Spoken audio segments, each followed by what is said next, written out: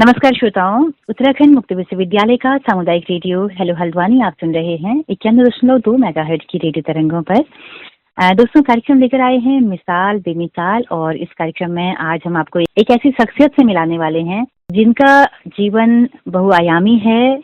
बहुत सारे फलक हैं उनकी जिंदगी के। एक तरफ वो एक पोएट हैं, एक आजाद ख्याल के शायर हैं, विज्ञापनों की दुनिया से उनका नाता है। वो एक ज्योतिष हैं, वो एक साइकोलॉजिस्ट हैं, वो एक कानून की पढ़ाई कर रहे एक छात्र भी हैं, और एक सबसे जरूरी परिचय जिस पे आज हम बात करने वाले हैं वो एक फिल्म डायरेक्टर भी हैं, फिल्म राइटर, फिल्म डायरेक्टर। और अभी हालिया उनकी एक फिल्म आई है प्रोजेक्ट रूपांतरण, जिसके बहाने आज हम उन पर बात करेंगे। उनकी जो पुरानी फिल्में हैं, तकरीबन 6 फिल्में, उनकी उस पूरी यात्रा को हम जानेंगे। तो हमारे साथ जुड़े हैं विपुल जोशी। विपुल जोशी इस वक्त फोन इन लाइन पे हमारे साथ जुड़े हैं अल्मोड़ा से। आप अल्मोड़ा सोवन सिंह जीना विश्वविद्यालय से लॉ की पढ़ाई कर रहे हैं, द्वितीय वर्ष के छात्र हैं। विपुल, आप तक हमारी आवाज आ पा रही है? जी सुनीता जी, आपकी आवाज आ रही है। जी, आपका बहुत बहुत स्वागत है उत्तराखंड ओपन यूनिवर्सिटी के कम्युनिटी रेडियो हेलो हल्द्वानी में। बहुत बहुत धन्यवाद सुनीता जी, और सभी दर्शकों को मेरा प्यार भरा नमस्कार। हेलो हल्द्वानी के दर्शकों के लिए, श्रोताओं के लिए, विपुल आपका नाम अपरिचित नहीं है ना? पुरानी यादें अगर कुरे दूं तो 2017 से लगभग आप हेलो हल्द्वानी रेडियो के साथ जुड़े रहे हैं, जिन दिनों आप मुंबई से लौटे थे। मुंबई में एड एजेंसी में आप काम करते थे, और एक कुछ लघु फिल्में आपने, शॉर्ट फिल्म्स वहां से बनाना स्टार्ट कर दिया था जी। तो हमने उस फिल्म के बहाने शायद पहली बातचीत की थी ना? बिल्कुल। मेरा मतलब एक तरह से कह सकते हैं कि मेरे जीवन का जो पहला इंटरव्यू कह ले या बातचीत कह ले, वो हेलो हल्द्वानी के साथ ही हुई थी। ओह वाह, उसका श्रेय हेलो हल्द्वानी को जाता है। ये हमारे लिए भी अच्छी बात है, क्योंकि जिस तरह का काम अभी आप कर रहे हैं उससे हर कोई ये श्रेय लेना चाहेगा कि भाई ये हमसे जुड़े हुए हैं। तो मुझे याद है उसके बाद लगातार आप आजाद ख्याल, कुछ अपने शेरो शायरियाँ यहाँ पे पढ़ते रहे हैं, कविताएं पढ़ते रहे हैं। मतलब तकरीबन साल के 2-3 प्रोग्राम आप हमेशा देते थे यहाँ पे। जी जी। और आपका नाता, दोस्तों श्रोताओं, मैं आपको बताना चाहती हूँ कि आपका नाता विश्वविद्यालय के साथ ऐसा बना कि आपने यहाँ से डिप्लोमा किया है वास्तु में, ज्योतिष में, साइकोलॉजी में, और साइकोलॉजी में एमए, और ज्योतिष में एमए भी आपने यहाँ से किया है। तो लगातार आप विश्वविद्यालय से भी अपनी पढ़ाई अपनी पसंद के विषयों में जारी रखे हुए हैं जी। और पहले फिल्म एड एजेंसी में आपने काम किया, फिर आप शायरी करने लगे, कविताएं लिखने लगे, और फिर आपको ज्योतिष का चस्का लगा। और ज्योतिष में, मतलब चस्का लगा एक हल्का शब्द हो जाएगा मुझे लगता है, क्योंकि ज्योतिष पर आपकी 2 किताबें अभी तक आ चुकी हैं, तार्किक ज्योतिष भाग 1 भाग 2, और उसके अलावा दूसरी जो किताब आपकी आई है लॉजिकल साइकोलॉजी, लॉजिकल एस्ट्रोलॉजी, वो मेरे दोस्त ने वो करी है, उसे ट्रांसलेट किया हुआ है उसे। जी, तो दूसरी किताब लॉजिकल एस्ट्रोलॉजी आपकी आ चुकी है। तो ये 2-3 किताबें तो आपकी ज्योतिष में आई हैं। इसके अलावा साइकोलॉजी में आपकी अभी एक किताब आने वाली है जिससे आप लिख रहे हैं, और एक हस्तरेखा नाम से आपकी किताब आने वाली है। और फिल्में अभी तक आपने, अभी प्रोजेक्ट रूपांतरण को मिला के 7 कुल शॉर्ट फिल्म्स आपकी अभी तक हैं, जो कि हम क्राइंग बेबी क्रिएटिविटी जोन नाम के आपके चैनल के जरिए देख सकते हैं। आप कोई बहुत बड़ा कोई धमाका, कोई बहुत बड़ा जलसा करके फिल्म की लॉन्चिंग नहीं करते हैं। दोस्तों, हम आपको बताना चाहते हैं कि बहुत ही सीधा सरल व्यक्तित्व है, और बिना हो हल्ले के आप काम करते हैं, और बहुत सारी बातें हम करते हैं। मैंने इंट्रो बहुत लंबा दे दिया, हालांकि ये इंट्रो फिर भी छोटा ही है, क्योंकि बहुत सारा आपका काम है। तो विपुल, फिर से आपका बहुत स्वागत। और आज हम प्रोजेक्ट रूपांतरण के बहाने हम आपसे बहुत लंबी बात करने वाले हैं। पहले तो प्रोजेक्ट रूपांतरण जैसी बहुत ही खूबसूरत और उम्दा फिल्म के लिए आपको बहुत बहुत बधाई। बहुत बहुत धन्यवाद सुनीता जी। हाँ, कैसे, कहाँ से देख पाएंगे हमारे श्रोता, इसको जरा सा बताइए। मुझे लगता है एक तो प्रोजेक्ट रूपांतरण नाम ऐसा है कि अगर सिर्फ प्रोजेक्ट रूपांतरण ही सर्च करेंगे अगर यूट्यूब में तो उन्हें मिल जाएगा। बाकी क्राइम बेबी क्रिएटिव जोन जो मेरा चैनल है उसमें जाके देख सकते हैं। अगर प्रोजेक्ट रूपांतरण और उसके आगे विपुल जोशी लिखेंगे तो मुझे लगता है मिल जानी चाहिए शॉर्ट फिल्म। ओके, तो ये चैनल की आपके नाम के पीछे की कोई हिस्ट्री है क्या? क्राइम बेबी मतलब रोता हुआ बेबी, क्या क्रिएटिविटी जोन, थोड़ा सा बताइए इसके बारे में। तो मतलब बेसिकली इसके पीछे की जो मतलब कहानी बोल रहे हैं, या जो फिलोसॉफी, कहानी से ज्यादा फिलोसॉफी जो कह सकते हैं, तो जब किसी बच्चे का जन्म होता है तो जब उसकी नाल काटी जाती है पहली बार, तो तब वो पहली बार रोता है ना। और जो उसकी जो रोने की जो पहली अभिव्यक्ति होती है वो खुद उसकी होती है अपनी, क्योंकि अभी तक तो वो अपनी माता के प्राण से जीवित होता है ना। तो जो उसका जो पहला रोना होता है वो बिल्कुल मौलिक होता है उसका अपना। क्या बात है, वाह। और वही पहला, उसे शायद वो पहला दर्द होता होगा तो वो पहला वो है उसका ना एक तरह से। ओह, तो क्या यहाँ बात से है, आपने बड़ा गहरा सोचा, आप एक फिलोसोफर तो हैं ही, काफी गहरा सोच के आपने नाम रखा है। बहुत बड़ी बात है कि सच में हमारा जो हम असल में मौलिक कहेंगे, जी वो रोना ही सबसे मौलिक है बच्चे का, है ना? पहला मतलब जिसमें उसकी माता का बिल्कुल भी हाथ नहीं है एक तरह से ना, क्योंकि तब तक तो वो ओह, माता के प्राणों से जीवित था एक तरह से। और जब उसकी बिल्कुल बिल्कुल। नाल काटी जाती है तो वो पहली बार चेतना में आता है खुद, तो वो जो उसका रोना है, तो वहां से जो क्रिएटिविटी की शुरुआत होती है उसके जीवन में, है ना। तो वहां हम्म। से इसका नाम मेरे जहन में आया था पहली बार। जी, क्या बात है। तो श्रोताओं, अगर आप इस फिल्म को देखना चाहते हैं तो क्राइंग बेबी क्रिएटिविटी जोन में भी आप जा सकते हैं, या फिर प्रोजेक्ट रूपांतरण और आप यूट्यूब पे सर्च करेंगे तो आपको ये फिल्म मिल जाएगी। हम लोग फिल्म पे लंबी बातचीत करेंगे, लेकिन हम विपुल आप पर भी थोड़ा सा बात करना चाहते हैं। जी लेकिन सरसरी हम थोड़ा सा थीम बता देते हैं प्रोजेक्ट रूपांतरण की, कि एक मैं चाहती हूँ आप खुद ही बताएं कि क्या थीम है इसकी, और कैसे आपके दिमाग में आया कि जो एकदम रेलिवेंट जो समस्या हमारी चल रही है उसको इस खूबसूरती के साथ भी आप पिरो सकते हैं। मुझे लगता है ये थोड़ी सस्पेंस से जुड़ी हुई फिल्म है, तो मतलब उसके बारे में तो शायद ना बताया जाए कि कैसी कहानी है, लेकिन ये कह सकते हैं कि एक व्यक्ति का, मतलब मैं इसको ऐसा कह सकता हूँ कि मैंने एक बार एक कोटेशन पढ़ा था हरिशंकर प्रसाद जी का, कि जो एक मरीज है वो कभी भी होम्योपैथी से ठीक नहीं होता, कभी भी एलोपैथी से ठीक नहीं होता, वो हमेशा ही सिंपैथी से ठीक होता है। ओह। तो यहाँ से मुझे इसका विचार आया था, और ओह, क्या बात है। जी, तो यहाँ से पहली बार मैं कह सकता हूँ कि ये विचार आया था। और उसके बाद फिर जब मैं अभी मेरी हाल में एक डॉक्यूमेंट्री भी आने वाली है चीर बंधन पे। अच्छा, तो होली पर। हाँ, होली के चीर बंधन पे, तो मैं उसके लिए जब रिसर्च कर रहा था तो उस दौरान मैं काफी सारे साइकोलॉजिस्ट से मिला, और फिर मेरी जब उनसे बातचीत हुई तो वहां से मुझे विचार आया, क्योंकि उनका उनका ये मानना था कि ये जो जिस तरह का, मतलब ये एक तरह से सीजोफेनिया पे कहानी है, तो उनका जो मानना था, उनका मानना ये था कि दवाइयों से ही ये ठीक हो सकता है, बाकी कैसे ठीक नहीं हो सकता। तो और मुझे हरिशंकर प्रसाद जी की कविता, मतलब वो जो लाइन थी वो याद थी कि ये जो बीमारियां हैं वो होम्योपैथी से भी ठीक नहीं होती और एलोपैथी से भी ठीक नहीं होती, वो हमेशा सिंपैथी से ठीक होती है। मतलब सिंपैथी से ठीक नहीं होती, मतलब सिंपैथी ज्यादा जरूरी है बेसिकली, है ना। तो वहां से फिर मुझे लगा कि इस पे फिल्म बनानी चाहिए, और फिर मैंने मुझे फिल्म। लगता है कि खाली सिंपैथी भी नहीं, और आपने फिल्म में खाली सहानुभूति नहीं दिखाई है, जी आपने इस कदर उसको मोटिवेट किया है कि वो एक बहुत ही आला दर्जे का एक एजेंट है, बहुत ही मतलब बहुत कमाल का एजेंट है, तो वो तारीफों ने उसको जी वो कर गुजरा है वो, है ना। जी, कह सकते हैं सब। तो सहानुभूति की जगह मुझे लगता है कि प्रोत्साहन बहुत दिया है। बिल्कुल नहीं, सहानुभूति और प्रोत्साहन एक तरह से वो एक ही चीज है, मतलब हाँ थोड़ा सा हाँ शब्द अलग है, लेकिन एक तरह से सहानुभूति भी प्रोत्साहन ही है ना। जब आप हाँ, बिल्कुल, कि तुम कर सकते हो, तुम मतलब भाई तुम तो कि कमाल के हो। अगर किसी के साथ कुछ हुआ है, यानी आप उससे कह रहे हैं कि ऐसा सिर्फ तुम्हारे साथ नहीं हो, ऐसा बहुतों के साथ होता है, तो उससे हम्म भी हिम्मत मिलती है एक तरह से ना, प्रोत्साहन हम्म मिलता है। हम्म बिल्कुल बिल्कुल। जी तो ये एक बड़ा बदलाव ला सकती है फिल्म, अगर हम इस तरह के नुस्खों को आजमाएं। जी हमारी अभी इस वक्त भी युवा नशे की गिरफ्त में बहुत ज्यादा हैं, जी तो इन चीजों से निकालने के लिए इसी तरह की काउंसलिंग चाहिए जो बिल्कुल हिडन जैसी कुछ हो और कमाल कर जाए। तो बिल्कुल हम थोड़ा सस्पेंस रखते हैं, इस फिल्म के बारे में ज्यादा नहीं बताते हैं, बिल्कुल, क्योंकि वो है कहानी ना। सस्पेंस वाली है ना, तो फिर अगर हम पूरी कहानी बता देंगे तो फिर देखने का कोई फायदा नहीं अच्छा, रहेगा। मजा नहीं आएगा। अच्छा, तो लेकिन हम तो बात करना चाह रहे थे फिर पूरी फिल्म पे, एक एक उसके सीन पर, तो ये सब संभव नहीं होगा इसमें।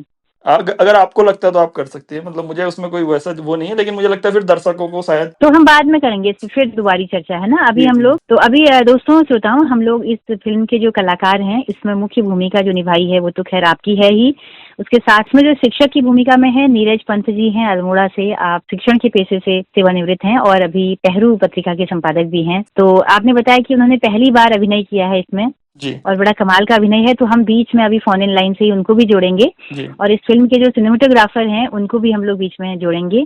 तो विपुल, तब तक हम लोग थोड़ी सी आपके पुराने काम पर बात करना चाहते हैं। जी आपने मुंबई में आप थे, और वहां से ही आपने शॉर्ट फिल्मों की शुरुआत कर दी थी। आपकी जो पहली फिल्म है ठेंगा, जी। बहुत ही छोटी फिल्म है, और ये आपकी खासियत है कि बहुत कम शब्दों में आप बहुत बड़ी कहानी कह जाते हैं। धन्यवाद। तो ये थोड़ा सा बताइए कि कैसे आपको फिल्मों की दुनिया में आना आपका हुआ। मतलब ये एक तरह से जब मैंने लिखना शुरू करा, तो फिर उसके बाद मतलब एक तरह से जब मैंने लिखना शुरू करा और फिर मुझे लगा कि ये भी किया जा सकता है, कि जो हम लिख रहे हैं उसको हम भी बना सकते हैं। मतलब एक तरह से वो हम्म होता है ना, जो एक आत्मविश्वास होता है कि अगर दुनिया कर रही तो मैं भी कर सकता हूँ, कि अगर मैं हम्म कलम उठा सकता हूँ तो फिर मैं कैमरा भी उठा सकता हूँ, है ना। क्या क्या बात है। और फिर क्या होता है कि कई बार जब आप किसी दूसरे के साथ बना रहे होते हैं, तो एक तो आपका बहुत समय जाया हो जाता है ना। और फिर हम्म ये ऐसा हो सकता है कि जो आपके विचार हों और उसके विचारों मेल ना खाएं, है ना। तो फिर एक लेखक के लिए ये तो नहीं कहूंगा बहुत जरूरी है, लेकिन अगर एक लेखक चाहे तो वो एक अच्छा डायरेक्टर बन सकता है। मतलब उसके लिए रास्ता थोड़ा आसान होता है, क्योंकि उसे पता है कि उसे कहना क्या है। तो इस क्या तरह से बात मेरी है, शुरुआत हुई। क्या बात है। और ये अभी तो फिर भी आसान है ये करना, क्योंकि अब हर हाथ में अच्छे खासे एंड्रॉइड मोबाइल आ चुके हैं। जी टेक्नोलॉजी बहुत एडवांस हो चुकी है, अब तो एआई का जो दौर है। लेकिन आपने ये काम 8 10 साल पहले किया है ना। जी जी जी तो तब इतना बड़ा वो लेना कि मैं भी कर सकता हूँ, एक बहुत बड़ी बात है। और काफी अच्छी फिल्म आपने जो पहली बनाई है, जी बहुत ही सुंदर उसकी सिनेमेटोग्राफी है, उसका कंटेंट बहुत अच्छा है।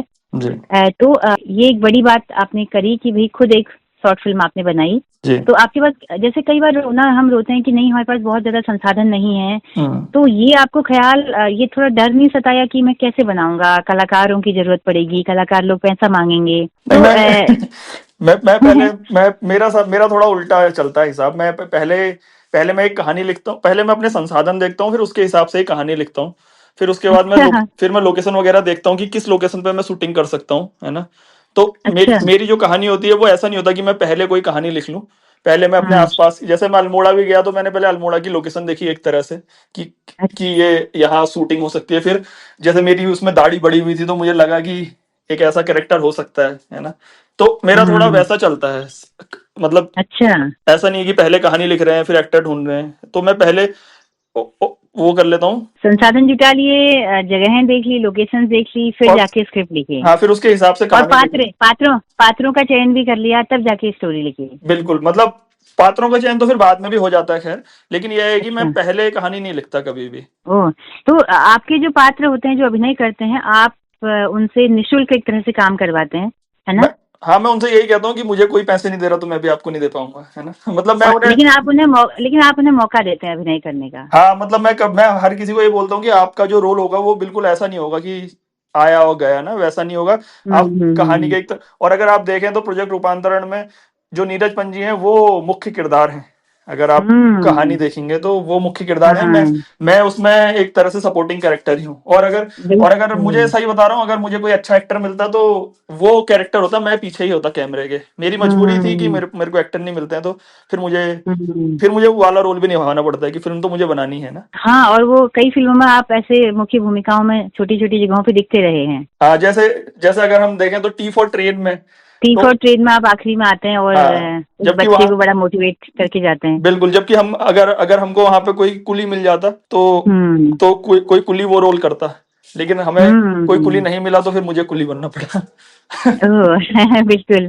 तो ठेंगा फिल्म पहली है और आपने बड़ा प्यारा सा उसमें सीन दिखाया है, कि थोड़ा सा बताएं ठेंगा के बारे में। तो ठेंगा एक एक व्यक्ति की कहानी, ठेंगा वैसे दो व्यक्तियों की कहानी है। एक जो हम्म। थोड़ा चालाक है और एक जो हम्म। बहुत सीधा है। और हम्म। फिर जब उन दोनों का आमना सामना होता है तो वो जो चालाक व्यक्ति होता है उसको लूट लेता है।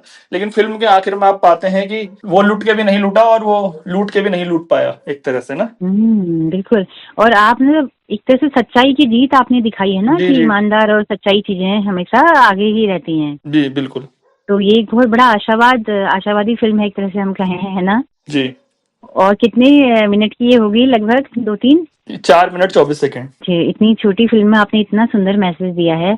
और ये सबसे पहला काम है आपका, और पहला ही काम इतने परफेक्शन के साथ आपने किया है। तो आपको लगता है कि इन 8 10 सालों की यात्रा में आप और बेहतर हुए हैं? हाँ, काफी काफी जो टेक्निकल चीजें हैं उनको समझने में काफी ज्यादा, मतलब अब आसानी रहती है। तो उस मामले हम्म। में, और जैसे मैं तो बताऊं, तो जब मैं शुरुआत में था तो ये शायद बताना सही है या गलत है, लेकिन मतलब मुझे पहले ही जब मैं शॉर्ट ये बना रहा था ठेंगा, तो मुझे ये भी हम्म। पता नहीं था कि जो एक्टर होता है उसको फ्रेम से बाहर निकालना भी जरूरी होता है। मतलब कई सीन ऐसे थे जिसमें वो फ्रेम से फिर वापस लौट आ रहा था, तो हमने बड़ी मुश्किल से उसे जूम करके और उस तरह से ना, क्योंकि हम टेक्निकली उतने साउंड नहीं थे, तो क्योंकि हमारी कोई वैसी पढ़ाई नहीं हुई है ना मास कॉम वाली या वैसे, तो मतलब ओह मैं हमेशा कहता अच्छा। हूँ कि हमने तो ठोकर खा खा के सीखा हुआ है ना। ओह क्या बात है। तो एक्टर को मतलब बाहर निकालना होता है फिल्म से? हाँ, मतलब जब एक सीन पूरा हो रहा है और वो फ्रेम से बाहर निकलेगा तो वो सीन कंप्लीट होगा ना। अगर वो आधे सीन में आधा जाके वापस लौट आएगा तो वो सीन जब ओह। आप एडिट करोगे तो बड़ा अजीब लगेगा ना। ओह, तो ये बारीकियां जो है वो धीरे धीरे समझ में हाँ, आई। वो धीरे धीरे समझ में आती हैं। जी। अच्छा, उसकी जो शूटिंग हुई थी, उसके जो सिनेमेटोग्राफर थी, वो क्या आपने ही किया था या कोई और थे वो पहली फिल्म के? क्या बोलते हैं, वो मुंबई के दोस्त थे मेरे, उन्होंने ही किया था साथ में। अच्छा अच्छा अच्छा। तो दोस्ताने में मदद में आपने वो करवाई थी। बिल्कुल, मैं तो अभी तक सारी फिल्में दोस्ताने में ही बना रहा हूँ। तो बाकी फिल्मों में भी आप करते हैं कैप्चर सारी जगहों को, या कोई होता है कोई ना कोई? साथ वाले भी होते हैं, लेकिन यह है कि थोड़ा मुझे बताना पड़ता है कि ऐसे करना, मतलब यह है कि मेरा थोड़ा वाला वो चीजों की समझ मुझे थोड़ा ज्यादा है एक तरह से ना, मतलब डायरेक्शन जो है पूरा आपको देना होता हाँ, है कि मतलब मैं कहाँ ये पे नहीं कह रहा कि जूम। मुझे औरों से ज्यादा, लेकिन जो जो साथ में मेरे कर रहे होते हैं, जो पहली बार कैमरा देख रहे होते हैं ना, या पहली बार हम्म। फिल्म कर रहे होते हैं, तो उनके मुकाबले मुझे थोड़ा समझ ज्यादा है, तो मुझे बताना, और कई बार मैं फिर उनकी राय भी लेता हूँ कि इसको ऐसे कर सकते हैं, तो वो वैसा रहता है ये हम्म, प्रोसेस ना, कि जो बिल्कुल कि बिल्कुल। सबकी राय लो और फिर जो सबसे अच्छा हो उसको करो आप। तो अभी आपके पास अपना कैमरा है या आप मोबाइल से ही सब काम कर रहे हैं? मेरे पास कैमरा भी है, और मतलब मैं मोबाइल से भी, यानी तो मैंने आईफोन से ही बनाई है, तो आईफोन का कैमरा अच्छा है, तो अच्छा। हाँ। उसके बाद आपकी टी फॉर ट्रेन आई, इसमें आपने एक पहाड़ी बच्चे को दिखाया कि कैसे वो काठगोदाम पहुंच जाता है। जी, या आपने बेताल घाट साइड का कहीं का सीन दिखाया है इसमें, क्यों पहाड़ी पार करके हल्द्वानी आ जाता है वाला जो सीन है? वो कोटा बाग, थोड़ा वो कोटा बाग में कोटा, कोटा बाग में शूट किया कोटा हुआ बाग में। अच्छा। है, फिर अच्छा। उसके बाद थोड़ा गोला पार्क के एरिया में किया है, और थोड़ा अच्छा। हल्द्वानी की मार्केट वगैरह में किया हुआ है। अच्छा, मैं देखती हूँ उसमें बच्चे के डायलॉग बहुत ही शानदार लिखे हैं आपने। जी, धन्यवाद। मतलब बहुत ही प्रेरणा देते हुए डायलॉग्स हैं कि ऊंची सोच रखने वाला व्यक्ति ज्यादा बड़ा होता है ना? जी जी। छोटे छोटे पात्रों से आप बड़ी बड़ी बातें उगलवा देते हैं। ये अच्छा लगा, इसमें बहुत ज्यादा मोटिवेटिंग था ये चीजें। जी उसके बाद आपकी अपसेंट सर करके फिल्म आई, जिसमें माँ बाप जो है अपने बच्चे पे कैसा प्रेशर डाल रहे हैं कि आपको नहीं फिल्म में, आपको डांस में फर्स्ट अच्छा करना है, आपको क्रिकेट खेलना है। हाँ, तो कैसे मजबूरी है, एक पूरा जो मिडिल क्लास जो फैमिलीज हैं उनके उस अपने। इसको आप एडिट भी कर सकते हो, उस कहानी में ना, मैं आपको कहानी बता देता हूँ। उस कहानी में यह है कि वो दो बच्चों की कहानी है, और हाँ दोनों अपसेंट है स्कूल से, है ना। हाँ हाँ। और वो उस वजह से अपसेंट है कि उसके माँ बाप उसको वैसे फोर्स कर रहे हैं, और वो वाला जो बच्चा है वो इस वजह से अपसेंट है क्योंकि उसके पास पैसे नहीं है स्कूल पढ़ने के, है ना। तो वो हम्म। एक मजबूरी में अपसेंट है, और ये है उसकी कहानी एक्चुअल में। और अंत में फिर आइसक्रीम आपने दिखाया कि उसको खाने नहीं दे रहे हैं, और औ- वो खा नहीं सकता, उसके औ- पास पैसे नहीं है। जी जी जी जी जी तो आपने कहा कि दोनों ही मजबूर हैं, सारे बच्चे मजदूर हैं जी और मजबूर हैं, है ना? तो जी बड़ा अच्छा आपने एक कॉन्ट्रास्ट दिखाया, विरोधाभास दिखाया समाज का, जी। कि बच्चों बच्चों की अपनी कोई राय नहीं है, थोपा जा रहा है हर कुछ, है ना? बिल्कुल। ये भी है। और फिर डॉक्टर थेरेसा आपकी बहुत ही प्यारी फिल्म है कि कैसे एक बेटी निर्णय लेती है कि मुझे नौकरी न कर कर गरीब बस्तियों में जाकर बच्चों को पढ़ाना है। जी, और कैसे पिता और उसके जो डायलॉग हैं, वो बड़े खूबसूरत डायलॉग आपने लिखे हैं, बहुत ही खूबसूरत। धन्यवाद। जहाँ बहुत ही फ्रैंकली वो अपने पापा से बात करती है ना? जी जब वो कहते हैं कि अनुभव खेर लग रहे हैं और तमाम सारी चीजें हैं, और अंत में फिर पिता कैसे बेटी को सपोर्ट कर रहे हैं कि छोड़ के मत आना, अगर एक बार हाथ पकड़ा है तो, है ना? जी जी जी। तो दोस्तों, ये सब फिल्मों के नाम और थीम हम हल्की सी आपको बता रहे हैं, ताकि आपको जिज्ञासा हो कि आप इन फिल्मों को देखें। और फिल्में कला का एक बड़ा माध्यम है, और कला हमें हमेशा उदात्त बनाती है, हमें विनम्र बनाती है ना? विपुल, क्यों? हाँ अभी मैं लगातार मैंने पहले तो देखी थी आपकी फिल्में, लेकिन अभी इंटरव्यू से पहले मुझे लगा कि सरसरी फिर मैं एक बार देख लूं। जी तो अभी मैं उन्हीं फिल्मों के पात्रों के बीच घूम रही हूँ, मतलब सब जी इर्द जी। गिर्द मेरे वो मंडरा रहे हैं, क्योंकि फिल्में आपको एक अलग जोन में तो ले ही जाती हैं, बिल्कुल। है ना? और उसके बाद फिर हॉस्टलर दादू आपकी एक अगली फिल्म है, जी जिसमें एक दादा जो कि ओल्ड एज होम में रहते हैं और पोता उनको पार्क में मिलने के लिए आता है, तो वो सारे डायलॉग आपने बताए हैं जी कि दादा जो है वो जताना नहीं चाह रहे हैं बच्चे को कि मैं ओल्ड एज होम में दुखी हूँ या जो भी है। बिल्कुल। तो दोस्तों, ये भी बहुत खूबसूरत फिल्म है। और टाइम मशीन फिल्म के बारे में थोड़ा आप ही बता दें। बहुत छोटी सी फिल्म है, बिना डायलॉग की, बस चित्रों से आपने समझाने की कोशिश की है। जी, तो टाइम मशीन भी दो कैरेक्टरों की कहानी है, और उसमें भी यही था कि मुझे कोई एक्टर नहीं मिला, तो मुझे एक्टिंग करनी पड़ी। तो एक एक कैरेक्टर है जो बड़ा है, और एक छोटी सी वो है लड़की है उसमें, वो भी मेरी हम्म। पड़ोस में रहती है, पीहू। तो अच्छा। उसमें एक आदमी है जिसको वो क्या बोलते हैं उसको, जो गुब्बारे उड़ाने का जो होता है। हाँ, वो बच्चों का जो बबल्स वाला जो हाँ, खिलौना बबल्स, है। हाँ, जिससे बबल्स आते हैं। तो हाँ। उसको जब वो मिलता है तो उसे अपना बचपन याद आता है, और फिर वो हम्म। वही खिलौना उस बच्ची के लिए भी लेके जाता है, और बच्ची बहुत हम्म। प्रयास करती है, और बच्ची से वो होता नहीं है। और फिर हम्म। हम देखते हैं कि बच्ची फिर एक अपना तरीका वो करने का हम्म। इजाद करती है। तो उस फिल्म का जो नाम है वो टाइम मशीन इसलिए है कि मैं टाइम मशीन से उस वक्त में पहुंचा, और फिर जब मैंने वो हम्म। तोहफा बोल लो, या वो जो खिलौना था वो उस छोटी लड़की को दिया, तो उसने एक अपना तरीका निकाला। तो यानी टाइम मशीन 2.0 एक तरह से अपडेटेड वर्जन है उसका। हम्म। जी और उसके बाद फिर 7वीं फिल्म आपकी अभी आई है प्रोजेक्ट रूपांतरण। जी। इन सब के बीचों में देखती हूँ कि गैप काफी है, तो विपुल थोड़ा बताइए कि क्या चुनौती रही, मतलब जबकि आपको जब भी हम मिलती थी तो किसी न किसी प्रोजेक्ट पे आप कहीं ना कहीं काम कर रहे होते थे, लेकिन वो सामने दिखी नहीं वो फिल्में। हाँ। तो क्या आर्थिक संसाधनों की वजह से नहीं हो पाया या क्या चुनौतियां आई? एक तो ये भी था कि मैं साइकोलॉजी से एमए भी कर रहा था और ज्योतिष में एमए भी किया मैंने। और लेकिन फिर ये भी बहुत रहता है कि जैसे मैं हमेशा बोलता हूँ कि मुंबई में आपको एक्टर आसानी से मिल जाते हैं, लोकेशन नहीं मिलती। और उत्तराखंड में हमको लोकेशन आसानी से, उत्तराखंड या हल्द्वानी में हमको लोकेशन आसानी से मिल जाती है, एक्टर नहीं मिलते। क्योंकि क्या है ना, ओह। फिल्म कभी भी अकेले नहीं बनाई जा सकती। कम से कम आपको 3-4 लोग चाहिए ही चाहिए। अगर एक आपका कैमरामैन है, एक आप हैं, अगर आप डायरेक्टर भी हैं तो एक आप हैं, फिर अगर 2 लोगों का संबंध है तो 4 लोग हैं। तो फिर क्या है कि जो मुंबई में जो होता है, मुंबई में आदमी सिर्फ एक्टर बनने ही गया होता है या जो भी होता है वही काम करने गया होता है ना। यहाँ कई बार क्या होता है, जैसे किसी काम से चला गया, किसी की शादी हो गई कहीं, है ना, कोई कोई किसी के पेट में दर्द हो गया, या कोई व्यस्त हो गया, घर के कामों में व्यस्त हो गया, है ना। तो ये बहुत ही बड़ा, मतलब ये सबसे बड़ा चैलेंज यही है कि अच्छा। वो 4 लोगों को इकट्ठा कर पाना, है ना। एक्टिंग ओह। एक्टिंग करवाना तो बहुत, मतलब ऐसा नहीं है, एक्टिंग करवाना भी चैलेंज है अपने आप में। लेकिन वो जो 4 लोग हैं जिनके साथ आपको शूट करना है, और फिर यह है कि वो एक दिन में खत्म नहीं होता, है ना। वो कम से कम उसमें 4-5 दिन तो मिनिमम लगते ही लगते हैं, अगर बहुत छोटी फिल्म भी आप बनाओगे।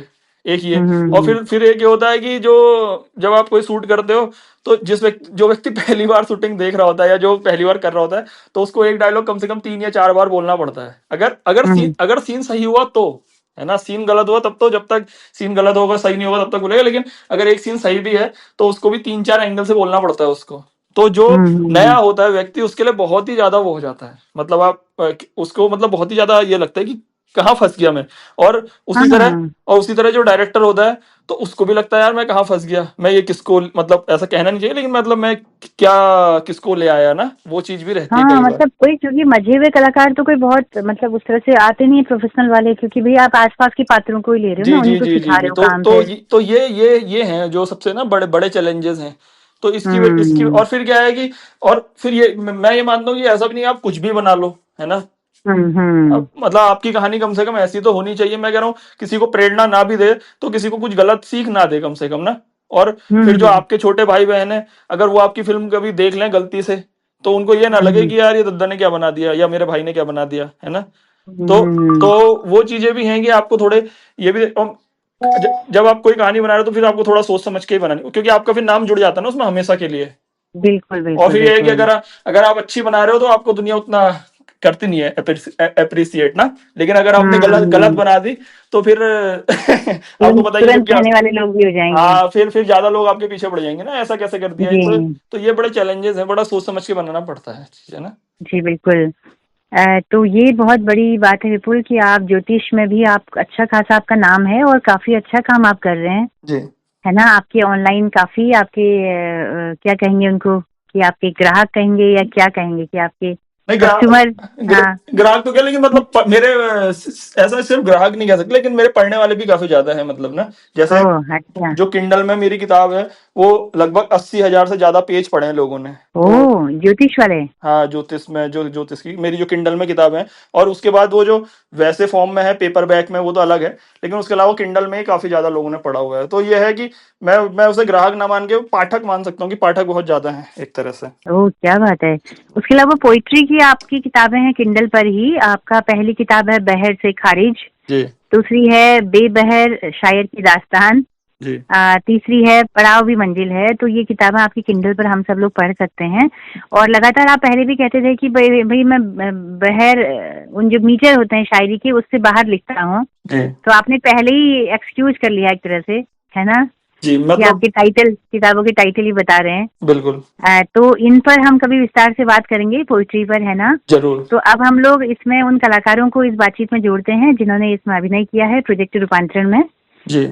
तो दोस्तों अब आप नीरज पंत जी से मुलाकात कर पाएंगे, और इस फिल्म के जो सिनेमेटोग्राफर हैं विपुल कौन है? इस फिल्म के सिनेमा दीपांशु कुमार हैं, वो मेरे साथ ही एलएलबी करते हैं इस समय। तो दोस्तों इस फिल्म के प्रोजेक्ट रूपांतरण के मुख्य जो अभिनय, इसके जो मुख्य नायक हैं नीरज पंत जी अल्मोड़ा से हमारे साथ जुड़ गए हैं फोन में। नीरज जी बहुत बहुत स्वागत है आपका। जी धन्यवाद आपका बहुत।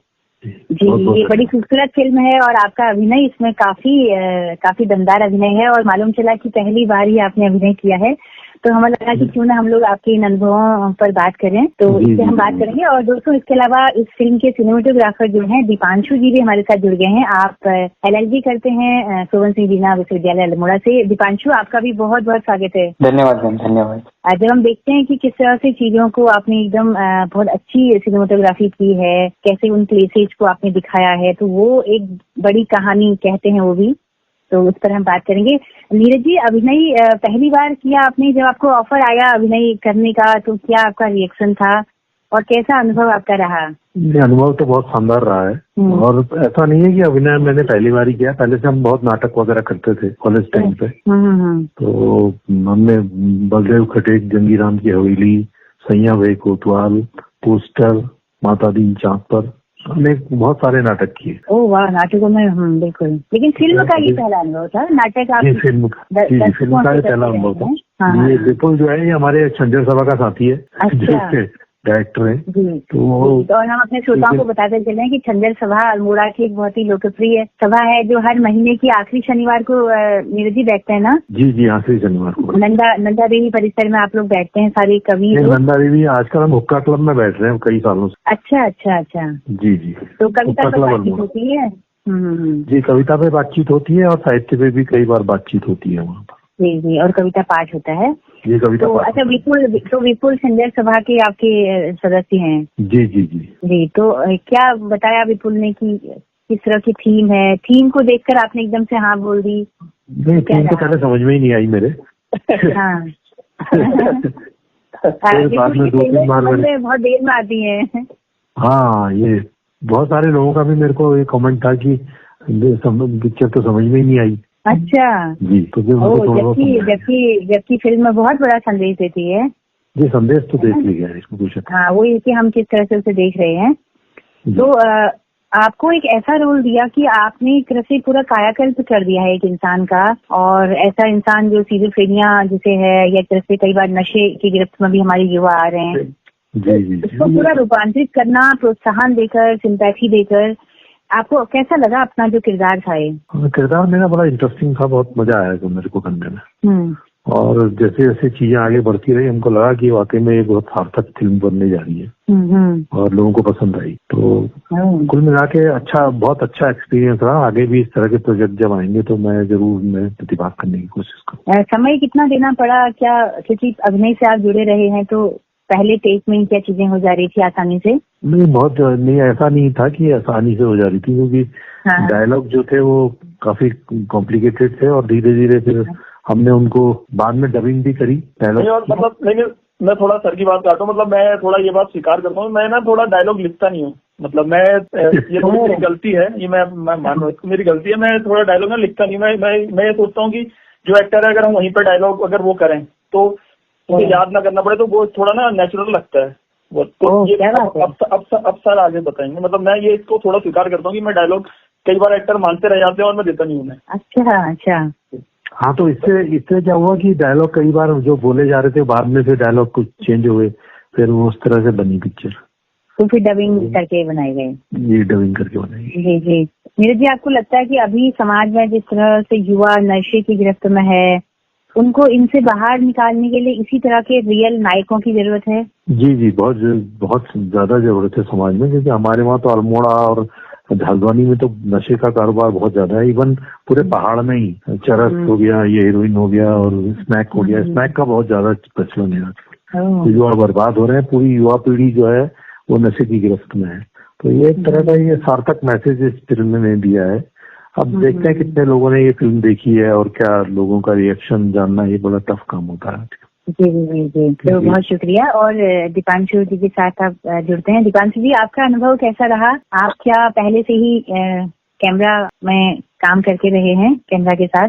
एज तो मैंने ऐसा कोई काम नहीं किया मैम, पर एज ए जेन जी, जिस जनरेशन में मैं पैदा होता हूँ, इस जनरेशन में हर कोई बच्चा पहले से कैमरामैन बन के ही आता है, मुझे ऐसा लगता है। पर सिनेमेटोग्राफी जो हमने इस शॉर्ट मूवी में की, तो इसमें हमने कुछ नई चीज सीखी, जैसे कैमरा हैंडलिंग क्या होती है, फ्रेमिंग क्या होती है और लाइटनिंग। तो ये तो सिंपली मेरा पहला एक्सपीरियंस था जिससे मुझे बहुत कुछ सीखने को मिला। और मैं मानता हूँ कि सीखने की कोई उम्र नहीं होती, हम किसी भी उम्र में सीख सकते हैं। तो लगातार सीखते रहना ही मेरा एक उद्देश्य है। और इस मूवी में आगे मैं उम्मीद करता हूँ कि आगे भी हम कुछ इसमें और काम करेंगे। तो आपने अल्मोड़ा के बहुत सुंदर सुंदर दृश्य इसमें दिखाए हैं, अलग अलग एंगल से आपने चेहरे की अलग अलग भाव भंगिमाएं दिखाई हैं। तो बहुत बारीकियां आपने सीखी होंगी ये काम करते हुए ना? यस मैम, इसमें बहुत कुछ सीखने को मिला, नई चीजें सीखने को मिली। हाँ, तो आपको अभी लगता है कि हमारे आसपास बहुत सारी फिल्में बिखरी पड़ी हैं, अगर हम इस तरह की फुटेज रखें अपने पास तो कई फिल्में बनाई जा सकती हैं। मतलब थीम तो चाहिए, कंटेंट भी चाहिए, लेकिन तस्वीरें भी बोलती हैं। यस मैम, मुझे लगता है कि अगर हम अपनी सोच का दायरा बनाएं तो हम हर किसी टॉपिक में फिल्म बना सकते हैं। बिल्कुल। तो बहुत शुक्रिया अपने अनुभव साझा करने के लिए। और कितना वक्त आपको देना पड़ा इसके लिए? क्या बहुत समय जाया हुआ? छुट्टी के दिन आप लोग मिला करते थे? हाँ, ऐसे समय कोई ऐसे ज्यादा अपने काम को छोड़ के इसमें लगे नहीं रहना पड़ा। हमने अपने कॉलेज के साथ साथ इसको कंटिन्यू किया। अच्छा, तो बहुत शुक्रिया आपका अपने अनुभव साझा करने के लिए। तो विपुल, आप कुछ कहना चाहेंगे? आपकी पूरी टीम है यहाँ और आप लोगों ने बहुत लंबे समय तक साथ काम किया होगा। जब फिल्म जब पूरी जब हो जाती है ना, उसके बाद फिर क्या फीलिंग होती है? जब फिर आप लोग अलग अलग रहे होंगे तो कई दिन तक तो वही सब चीजें चलती होंगी दिमाग में। मतलब मैं तो एक काम छोड़ता हूँ तो फिर मैं अगले के पीछे लग जाता हूँ ना। तो मतलब मेरा तो वैसा मतलब वो नहीं होता, अटैचमेंट नहीं होता उससे उतना ज्यादा। लेकिन जैसे टीम में दोनों लोगों ने कहा कि अब नया प्रोजेक्ट करेंगे, तो वो उस बात की मुझे खुशी है कि मुझे इस बात की खुशी है कि अगर कि लोग मेरे साथ फ्री में भी काम करते हैं और अगली बार के लिए भी तैयार रहते हैं। तो ये मुझे मतलब फ्री में काम करना तो मुझे उतना बड़ा अचीवमेंट नहीं लगता, लेकिन जब कोई कहता है कि हम दोबारा भी काम करेंगे तो वो मुझे जरूर अचीवमेंट लगता है। क्योंकि क्या होता है ना, कई बार जब आप फिल्म कर रहे होते हो तो कई बार आपको मतलब सामने वाले को भी गुस्सा आता है आप पे। जैसे मैंने आपको बताया कि वो एक ही डायलॉग आपको 3 बार बोलना पड़ रहा है ना। और अगर 3 बार भी सही नहीं है तो 6 बार बोलना पड़ रहा है, तो सामने वाले को गुस्सा भी आता है कि यार मैं कहाँ फंस गया, है ना। लेकिन अगर ये सब मनमुटाव के बाद भी अगर कोई आपसे ये कह रहा है कि हम अगली भी काम करेंगे तो ये एक अचीवमेंट है मुझे लगता है। बिल्कुल। आपकी फिल्मों की थोड़ी सी ये है कि आम जो एकदम आम श्रोता है ना, वो थोड़ा सा कम समझ पाता है। तो थोड़ा गहरे नितार्थ होते हैं, थोड़ा फिलोसॉफी भी होती है उनके पीछे की। तो कैसे समझे, मतलब क्या ट्रिक अपनाएं कि आपकी फिल्में आसानी से समझ में आ जाएं? अब ये तो ना मैम तो इसमें तो यह है कि सबका अपना अलग अलग जॉनर है ना। अब जैसे ये है कि अब जैसे जो टी फॉर ट्रेन है वो तो बहुत आसान फिल्म है ना। और फिर यह है कि जो आपको विषय सही लग रहा है ना, जिस पर मैं कह रहा हूँ जिस पर लोग काम नहीं कर रहे हैं, जिस पर लोग बात भी नहीं कर रहे हैं। जैसे अगर मैं ये कोई घमंड के साथ नहीं, लेकिन मैं वैसे कह सकता हूँ कि आपने प्रोजेक्ट रूपांतरण के बारे में सुना ही नहीं होगा आज तक ना। मतलब इस तरह से कि इस तरह से भी इलाज हो सकता है किसी का। जैसे उसमें वो आदमी कहता है उससे अपने डॉक्टर से कि मैं अपने भाई को ड्रग माफिया के चंगुल में नहीं फंसने देना चाहता, है ना। जब चीज पर बात नहीं होती ना, मतलब अभी आप ये लगाओगे अभी तो हम इतने पीछे हैं कि अभी हम मेंटल हेल्थ पे ही बात नहीं करते हैं। तो ये तो उसके इलाज का ही एक अलग वो है, तरीका है ना। बिल्कुल एक बहुत आगे जाकर एक आगे की फिल्म इसको हम कह सकते हैं, समय से अपने आगे। तो अब वो है कि अगर इस पे अब जैसे एक मेरा, मैं इसका थोड़ा टेक्निकल बताता हूँ। तो जैसे एक मेरा भाई है, उसने मुझसे पूछा था, वो डॉक्टर है, तो उसने मुझसे पूछा कि भैया ये अगर ऐसा होता कि वो आदमी गायब हो जाता, डॉक्टर है ना, कि उसको ये लगता कि डॉक्टर था और डॉक्टर कोई होता ही नहीं। तो मैंने कहा वो हो जाती ना वैसी फिल्म। मतलब एक तरह से ऐसा तो हर कोई देखता है फिल्मों में, है ना। हो गया सिंपल। हाँ, और फिर दूसरा उसने मुझसे ये एक चीज बोली, उसने कहा तो क्या इससे ठीक हो गया वो आदमी? मैंने कहा ये तो हमने छोड़ दिया ना दर्शकों पर कि वो कहता है कि जो उसका आखिरी सीन है उसमें कहता है कि क्या मैं ये नौकरी छोड़ सकता हूँ। उससे आगे तो हमने बात भी नहीं करी ना, लेकिन हमने ये कहा कि रास्ता है बेसिकली आप इस रास्ते पे भी चल सकते हो।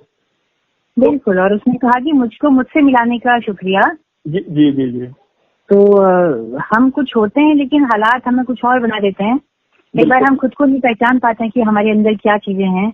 तो जो नीरज पंडित ने जो शानदार बताया कि भाई आप शिक्षक अगर आपका है, बचपन से शौक है, तो उसके लिए आपको अपना हुलिया बदलना पड़ेगा। और कैसे मतलब बिना कुछ ज्यादा वो किए वो कैसे वो एक अच्छा टीचर बन के सामने है हम सबके, है ना। तो उम्मीद करते हैं ऐसी अच्छी फिल्में आप लेकर आएंगे और गहरे अर्थ उन फिल्मों के होते हैं। तो हमें ऐसा ही श्रोता भी डेवलप करना पड़ेगा जो इस टेस्ट का है। ये हम सबकी जिम्मेदारी है कि हम श्रोताओं को भी थोड़ा गंभीर बनाएं कि वो समझ सकें।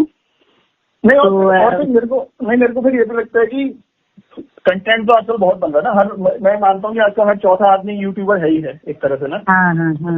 तो यह है कि हर कोई एक तरह की फिल्में मतलब ये जरूरी ना हर कोई एक तरह की फिल्में ही बनाए। अगर कुछ गंभीर विषय हैं जिन पर बात होनी चाहिए, जैसे अगर आप T4 ट्रेन भी देखते हैं तो उसमें सीधे सीधे पलायन दिखता है आपको ना, कि उसके गांव पर ट्रेन नहीं आई है, उस बच्चे ने ट्रेन देखी भी नहीं है आज तक, है ना।